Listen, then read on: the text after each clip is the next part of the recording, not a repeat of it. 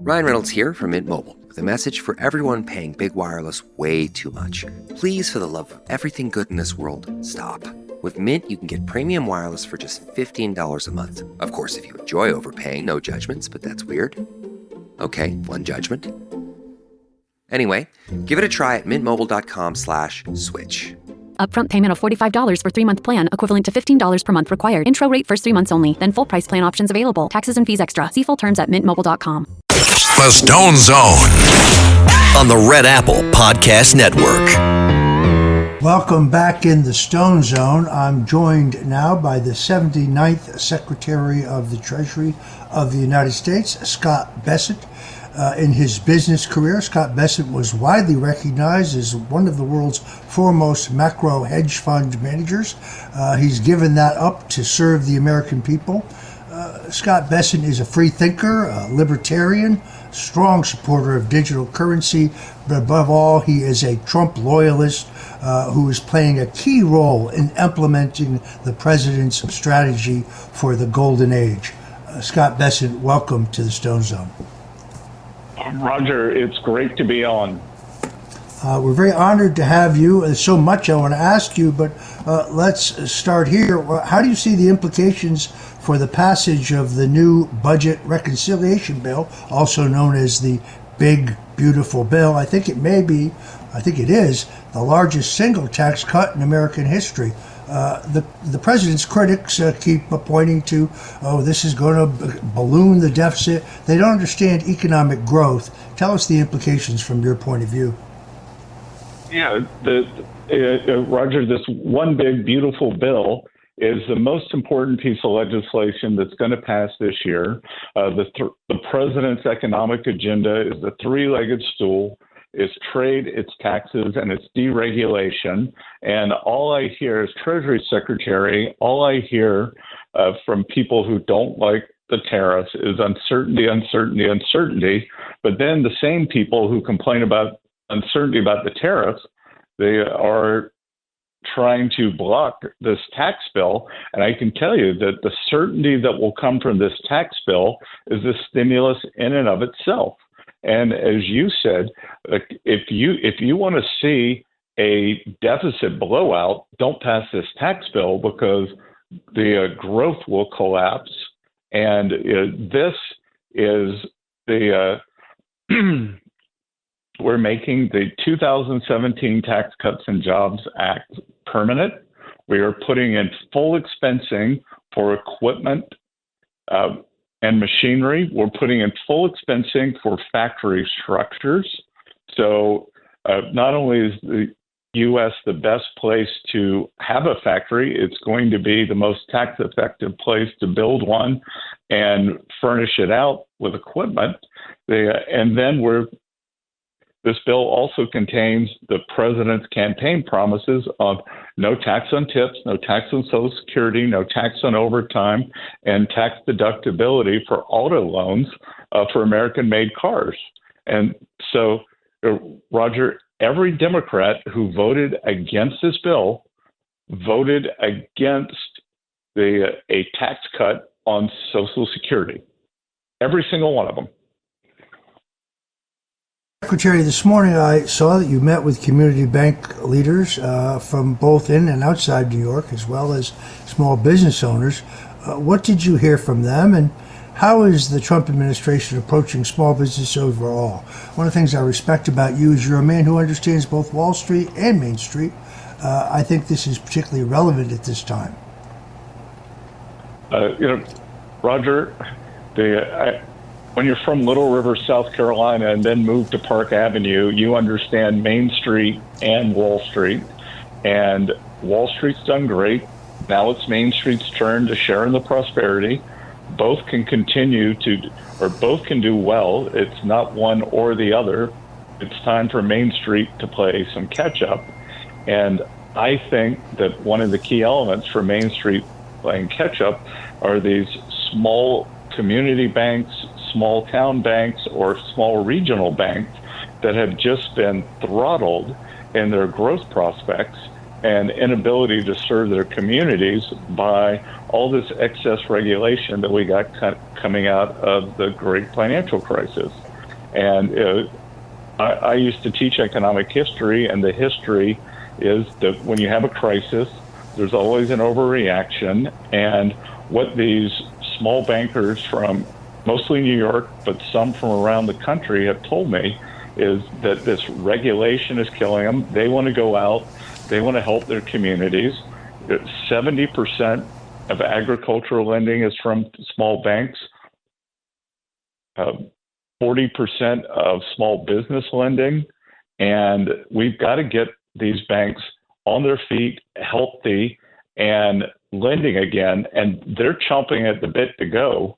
They just need the right policies, which is what the Trump administration is trying to do. The previous administration, as we know, was extraordinarily hostile to digital currency, cryptocurrency. You have long been a proponent of it. The president has embraced cryptocurrency as a vibrant industry in our country and an alternative monetary system. Why is crypto, why is digital currency so important? Well, Roger, it was even important as the Biden administration was trying to kill it. What's important is for the U.S. to be the digital asset leader as we are the technological leader in every other aspect, whether it's AI or CRM solutions. And it is important for the U.S. to be the leader because we will bring crypto and digital assets onshore. We're going to have a thriving ecosystem here, everything from Bitcoin to stable coins and everything in between. We're going to apply U.S. best regulatory practices, which is safe, sound, and smart. And those will go out to the rest of the world. These blow-ups that you see in the rest of the world, like Sam Bankman-Fried down in the Bahamas, that wouldn't have happened we've been onshore in the U.S. And the U.S. was getting left behind. And fortunately, these companies and the crypto entrepreneurs persevered through what could have been an extinction phase the past 4 years. And now it is a pleasure to work with them and set up the proper regulatory framework for the U.S. to take the lead and push this important. It's such an interesting combination to me as somebody who has studied fiscal policy and monetary policy, and then you combine that with technology. And the U.S. absolutely has to have the lead in this. I think this is one of the most important and exciting things that the president is doing, and it is. You're absolutely right. We need to be the world's leader. You have, in many ways, been the point man for the Liberation Day tariff negotiations. I saw that you were in Geneva, meeting with the Chinese. I saw some new announcements in that regard today. I saw we had one down day in the market after the Liberation Day tariff negotiations, and then the market bounced back nicely. What is the latest in our tariff negotiations, and how do you think we're doing? I think we are doing very, very well. And Roger, you've known President Trump a lot longer than I have, but I can tell you the joy of working with him is that he has created maximum leverage for his trade team by pushing so hard on both our allies who have taken advantage of us and some of our adversaries or competitors, trade competitors, military competitors like China. He's pushed hard on both of them to bring them to the table. Your listeners should understand that there are 18 important trading relationships, and we are pushing those first. We reached a deal very quickly with our oldest ally, the UK. It's going to mean between $5-10 billion of new trade for U.S. companies and ag products that is going to benefit the American people. We had an unfortunate escalatory phase with China because on Liberation Day, we had said, do not escalate, come and bring us your offers. And if you escalate, then we will raise the tariffs. And the Chinese were the only ones who escalated. We were tariffing them at 145%. They were tariffing us at 125. That created something akin to an embargo. So we've got a 90-day pause here. We both came down 115%. We are at 30 for the 2025 tariffs. They're at 10. But what's important to also remember, there were 20% tariffs on China from President Trump's first administration. So we're really at 50. They're at 10, which I think is a pretty good deal. And they are negotiating hard, like they always do. But we have good leverage over them. Because the important thing to remember, Roger, is we are the deficit country. That we have a trade deficit with China, the likes of which the world has never seen. So if trade gets cut off with them, then we lose some products. They are the surplus country. If our trade gets cut off with them, I think that if we hadn't done some kind of a deal, they would have been laying off 10 or 20 million workers in the next few months. I think I read someplace that your target for the 10-year Treasury note was in the range of 3.9%. Do you still think that is a realistic yield? And how do you feel about that today? I do, because, again, Roger, the mainstream media is working with the Democrats to try to blow up the president's economic agenda.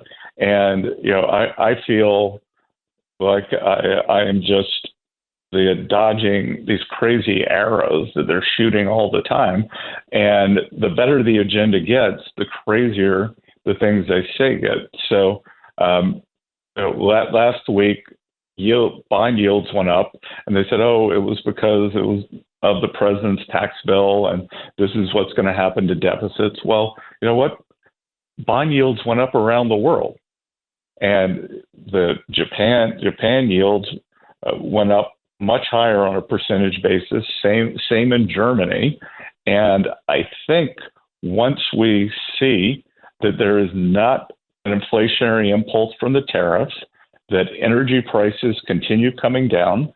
A cousin of mine called me. He was in Daytona Beach, and he said, "Great job, Mr. Secretary. The gasoline is at $1.93 and diesel's at $3. I said, well, I wish I could take credit for it, but it's the market and it's the president's policy of energy independence. And then other inflationary aspects, service inflation's coming down.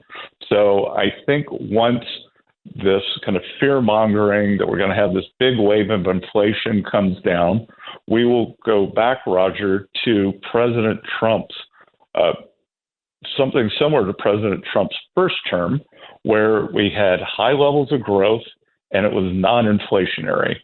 And that is what creates the golden age. Mr. Secretary, do you think that the chairman of the Federal Reserve, Jerome Powell, should cut interest rates? Roger, I made the pledge when I was confirmed that I wouldn't talk about the mistakes that the Fed is going to make. I would only talk about all the ones that they have made. But I will. I do think that inflation is under control, but growth is good.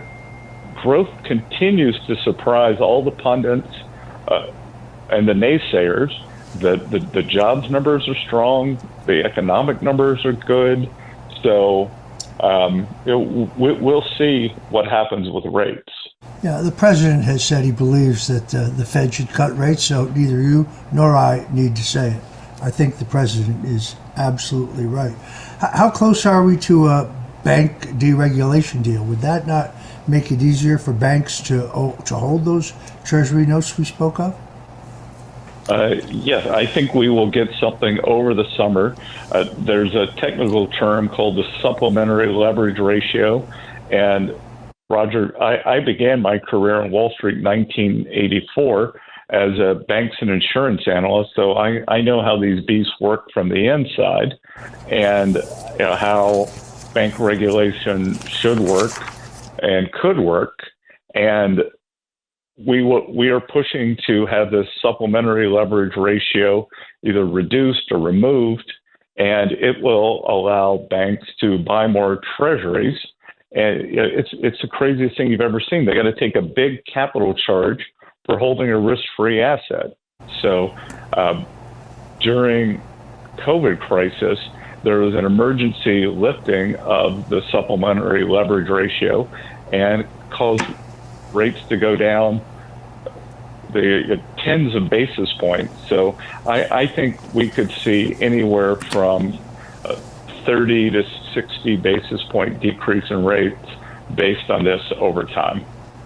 That's very, very exciting. The president had announced the creation of the Sovereign Wealth Fund as the administration's priorities include paying down the national debt. For the time being, they have paused those plans. There's plenty on the president's plate and on yours. At what point will you feel comfortable about getting that fund up and running, and what types of investments do you think it would make? Well, Roger, the president is moving at breakneck pace. Nobody knows that better than you, but he's doing peace deals, trade deals, and tax deals. And once they settle down, I would think that once we get over the hump and this deficit to GDP starts going down, the total debt to GDP stabilizes and starts going down, and we are paying down debt, then the Sovereign Wealth Fund will be on the table, because I'd like to focus on this as a real legacy asset for the president, because what I have observed, and I'm a professor, was a professor too of economic history, is aside from my day job, President Trump is the first president in centuries who wants to create assets for the American people and not debt for the American people. So I think if on the backside of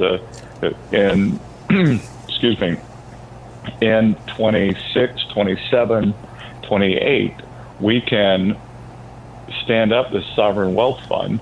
It would be a great lasting legacy for a president who wanted to create assets. And I could see a range of things being in it.